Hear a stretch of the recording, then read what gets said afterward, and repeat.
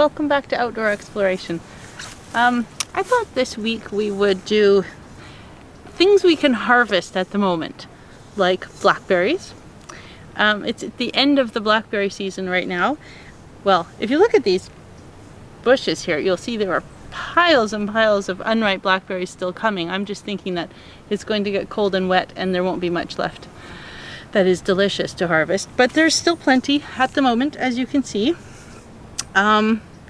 Sometimes you'll notice little flies or tiny white larvae in them.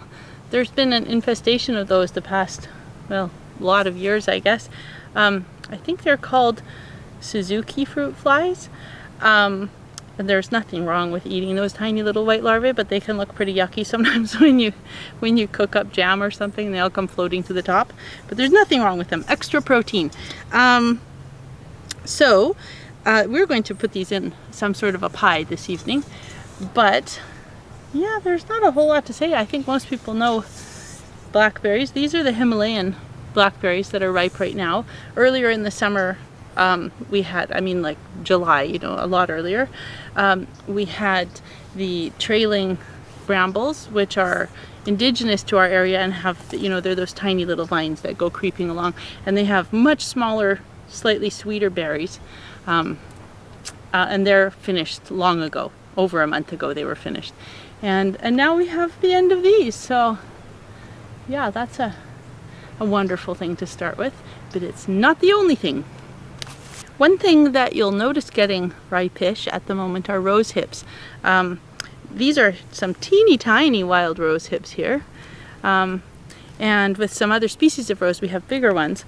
But my advice is to leave them, because after the first frost, or sometimes a hard freeze even, they actually become soft, and that's when you want to harvest the rosehip jam from inside them. So personally, I leave these. In this very, very smoky time we're having, a lot of people have been harvesting mullen, and it's a fine time to harvest mullen.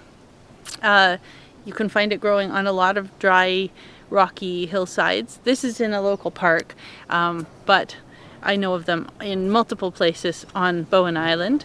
And on the mainland, it's quite a common flower to find on dry, rocky hillsides. It is related to foxglove. They're both figwort, I think, yeah. And in fact, it's quite similar looking to foxglove, so it really helps if you can find it blooming, and it's very obviously not a foxglove. If you look at these flowers, they're nothing like foxglove. Foxgloves, have the long open flowers. They're like a long narrow cup, hence foxglove, right? These have these open 5-petaled bright yellow flowers, not pink and purple and white like foxglove. And they similarly, they start blooming at the bottom and they work their way to the top. The flowers are also very, very soft, and I think of them as buttery. Whew, myself. And but as you come down the plant, they actually do have slightly similar looking leaves to foxglove. They're not the same. They don't taste the same, but since foxglove are poisonous, you don't want to make a mistake here. Oh, I didn't mention why people are harvesting this. They're harvesting this, both the leaves, and by the leaves I mean down here these the newer soft leaves in the middle, and the flowers, because they both help with lung issues. So in this smoky time, it's nice to, well, nice depending if you like the flavor. They're very bitter, but you can make a tea out of infused mullein leaves and flowers that will soothe your throat when you're having smoke inhalation issues, as we all are.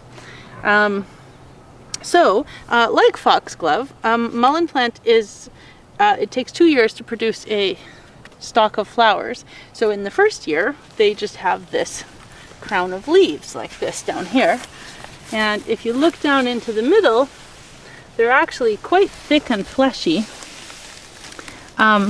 And this is a first year, and this has come out of, well, I think, either this is a second year offshoot, or this is a separate plant and this is in its second year. But this is what they look like in their first year anyway.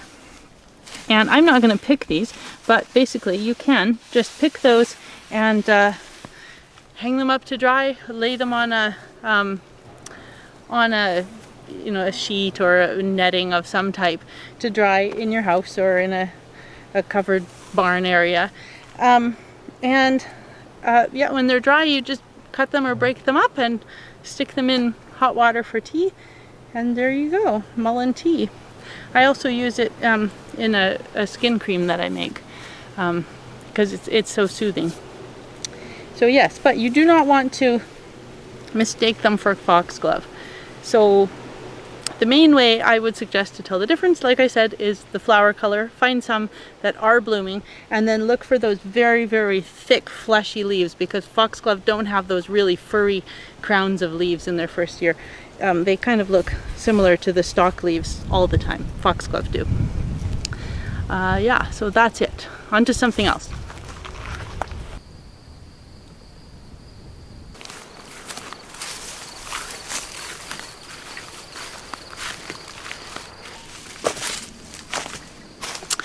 I have talked many times about maple trees and how wonderful they are for not only creating the ecosystem that allows so many edible plants to thrive, but also for being both a habitat for edible plants to grow on their bark and for being edible themselves. So this is a big leaf maple, as we have here mostly on the coast. And we have harvested in the springtime the shoots. The little cotyledons that come up in their pairs of leaves, so well, cotyledons actually, edible for salads. The flowers, also edible for for salads I mean. And now I want to talk about the seeds. As you can see up here, they are all ripe and ready. Well, I suppose. Different trees are at different stages, but they're around now. They're all getting ripe and ready. And if you look all over the ground under the maple trees, we will find fallen seeds. And there's actually a reason I brought this equipment, my bowl and water. But first I want to show you one way that you can know the fallen seeds are edible is by looking at them on the ground and discovering they each have a hole on either side. Well, not always all of them, but most of them are actually already eaten by beetles or bugs of some type. Sometimes you'll find them split open and emptied, and that means most likely I think they're eaten by squirrels. So the thing is, we can eat them too. They're nuts, like so many nuts. They come in a kind of packaging, let's say, which is the shell, and the shell in this case is a samara, so it has a wing on it, and if you drop them, I don't know if this will work right now, but they fly. Well, there you go. Helicopter seeds, we call them. So let's talk about how we can eat them. The reason I brought this is to fill it with warm water. The thing is that the shells or peels, if you want to call it that, are quite difficult to get off.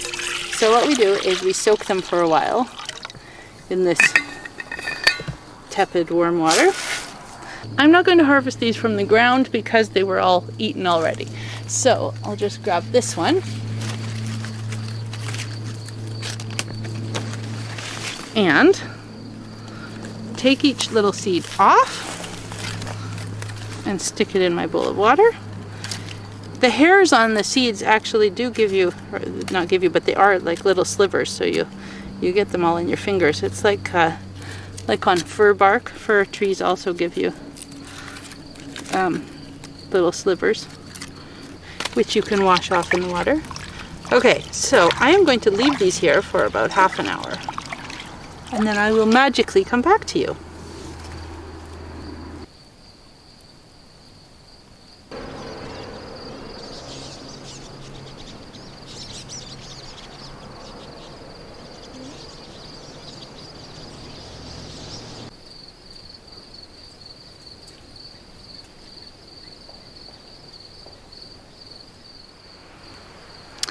While I was waiting, my son found some fir sap that I'm just sitting here squishing. I'll make a worm. Oh, you know what? I'll make a slug.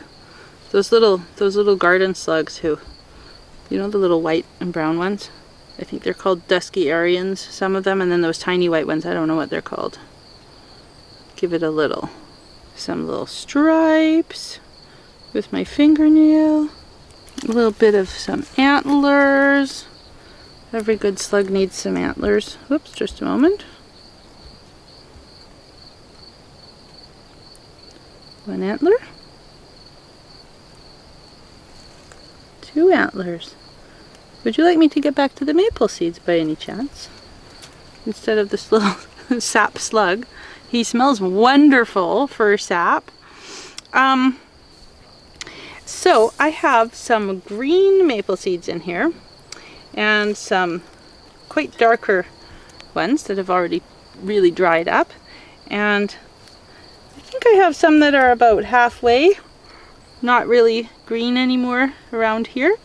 And hopefully those are at the just right harvesting point. This is totally a starvation food. So I'm going to show you, hopefully, the difference between these 3 types. And you're going to have to look very, very close as I bite them open. So let's start with the green. And it's actually really hard to even open. You can see I'm having a hard time splitting the 2 halves in half. Oh, there, I got my nail in. It's good to have slightly long nails sometimes. But when you do this, you have to split the 2 sides in half. I'm probably going to have to bite them open with my teeth. So let's see what we can find in here. All right. You can see I have a hole in the woody shell there, and there's some green inside. I can tell you because I've just had this in my mouth. It's pretty bitter, but that's the way it is. I open up the other side, and you can see it's kind of crumbly and very, very green in there. That is the nut in the early stage. So now I'm going to open up the next one, which I hope is perfect. He's much easier to split in half. And let's see if I can open this one with my nails. We'll take the wing off. Once again, I have to use my teeth. Well, you can just barely see inside, but I'll take some more. The shells are a little easier to get off once they're soaked, but they're still not easy. That's what makes this a starvation food. Unless you're a beetle, this is nowhere near enough food. But it's just so interesting to me. So you can see the shell of this one is brown, but the inside is still green and fleshy. It's not quite as ripe as I hoped it would be. Whoop, there we go. I got it out. So normally you would cook or bake these, but you would have to get hundreds just to have the tiniest little bit. But you can eat them. They're fine. They're not going to hurt you unless you ate thousands raw, I guess. Yeah, it's kind of nutty. I'd compare it maybe to walnut or hemp seeds. And now I'm going to show you the tiny, I think, overripe one. Over-cured, over-dry. Get some of the slivers off so I don't get them in my mouth, because yuck. Well, yeah, I can feel it soft when I try. Oh! Hold on. It's gone. Let me try a different overripe one. That was so overripe it was gone. Once again, much easier to get it open. And when I open up, there we go. Inside there is a tiny, tiny little dark brown seed, which if you look closely has actually, whoops, whoop, it's hard to show you. It's actually shriveled up. It's even almost flat. It's curved, but there's really not much there. I'm going to eat it. So yeah, that's kind of dry. It's not nutty like the last one. It's just kind of dry. So that's our experiment for today. Technically, you can eat these. And if I were to advise edibility on the things we've seen today, I would say go with the blackberries and mullein to help your chest, your lungs in this smoky weather. But leave these for the beetles or whatever insects are eating them. Use them for helicopters. Happy exploring. See you next week.